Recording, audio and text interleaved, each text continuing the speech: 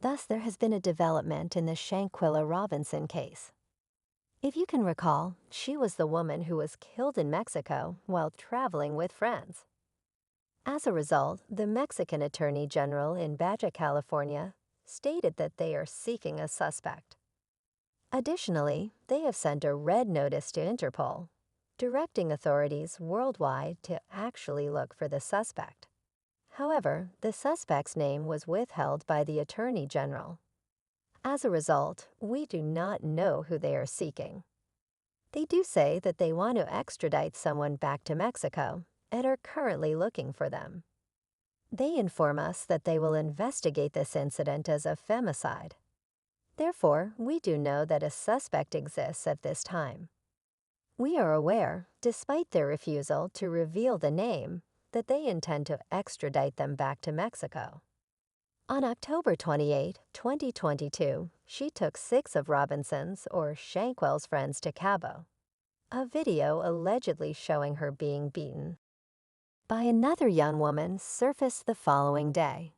At least 2 people appear to have recorded the violence. The person whose video was shared online and another person who was filming the incident with their phone were both visible.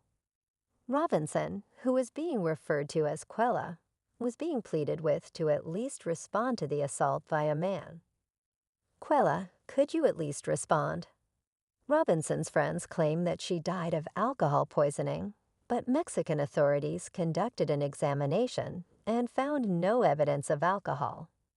A doctor from a nearby hospital stayed with Robinson and the other guests of the estate for approximately 3 hours, as stated in the Mexican police complaint. On October 29, she was pronounced dead. According to the police report, Robinson began having seizures 1 hour into Gutierrez's visit to his home. Quickly, one of the occupants dialed 911. Shanquella Robinson had to fight for her life at one point. She had a sluggish pulse and slowed breathing. Gutierrez witnessed Robinson's heart stopping at 4:49 p.m. They immediately began CPR, but it did little to improve her condition. Although the case was categorized as femicide, many people are still unsure of its true nature. Therefore, allow us to explain. Women's Aid defines femicide as the killing of women because of their gender, though other definitions include any killing of women or girls. The term femicide most frequently refers to the murder of women by intimate partners and family members. It has also been used to describe community killings based on gender. According to the Mexican prosecutor who is looking into Shanquella Robinson's murder, they are still trying to locate and extradite those who are responsible. In Mexico, everyone is being detained and serving time. Everyone who was extradited there. And while they were there, that would be fairness to us right now. On November 24, Bay and California Sur Attorney General Daniel de la Rosa Annie issued an arrest warrant for one of her friends after determining that Robinson's death was the result of direct aggression.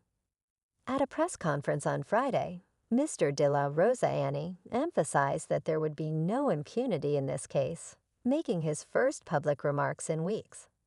He stated that they were working with American officials to extradite the unnamed individual listed in the arrest warrant, as translated by WSOC. A subpoena had been issued for the investigation of Robinson's alleged co-conspirators. It is critical, Mr., to obtain a court order for the person or people responsible for this, as well as for any accomplices. According to WSOC, De La Rosa Annie added that because officials have not yet determined who should be charged in Robinson's death, it's possible that Annie should not have stated that the matter was fully clarified before all the facts were in. The prosecutor stated that Mexican authorities have issued a warning in the event that the suspect leaves the United States. While the FBI has stated that it is looking into the deceased, it has so far withheld any additional information regarding the case. According to legal experts cited by WSOC, the extradition of American citizens is governed by regulations, which may delay the case. In the meantime, legal professionals in the United States are advising those of us who want to see Robinson, or Shanquella's killer, brought to justice to be patient. Yolanda Trotman, a North Carolina criminal defense attorney and former judge, told WSOC-TV that the process won't be quick because it will take time.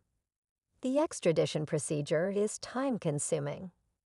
I believe that there will need to be a certain amount of patience with those who want justice served quickly. We may not be used to the way justice looks. At the end of October, North Carolinian Robinson and 6 of her college friends flew to the resort in San Jose del Cabo, Mexico. The night before she passed away, her friends reportedly informed her parents, Bernard and Salamandrek, that she had become ill as a result of alcohol poisoning. On Robinson's death certificate, which instead listed a broken neck and serious injuries to the spinal cord as the causes of death, there was no indication of alcohol poisoning. Robinson had a doctor with her for the last 3 hours of her life, according to an independent investigation. Robinson's friends may have told the doctor that they didn't want to take her to the hospital, despite the fact that she was in critical condition. A video of Robinson being severely beaten in a hotel room appeared online in the middle of November. Since then, Mr. De La Rosa Ania has stated that Interpol has been informed of the warrant for the arrest. Robinson's family has not stopped demanding justice, even though it has been 2.5 months since her death. Salamander, her mother, expressed optimism to The Independent in December regarding the possibility of a forthcoming arrest in Charlotte. Shanquella Robinson's family and friends released balloons at Beatty's Ford Memorial Gardens to honor their steadfast pursuit of justice on the day he would have turned 26. During the balloon's release, friend Bobby Collins declared, "You know, justice will be served. They cannot silence her or us." The FBI and Mexican authorities are currently conducting 2 separate investigations to determine what happened to Robinson in Cabo, Mexico. Chris Wecker, a former assistant director of the FBI, stated, "With that video that nobody has broken, this is a little surprising. If you please, they have not really coerced anyone into submitting it to the Parliament of Law Enforcement." Swecker was referring to the video that went viral on social media and appeared to show Robinson fighting with another woman. According to rumors, Jenny Jackson has been arrested for the crime. If Metropoli MX is to be believed, Jackson was taken into custody by Interpol agents on November 28 after a control judge issued an arrest order for her fellow the crime of femicide. Such pleas may have been heard. Jackson is being held in the federal jail at the moment while her extradition to Mexico is underway. Robinson passed away on October 29. Her friends went back to North Carolina without finding her body, and her family didn't find it for over 2 weeks.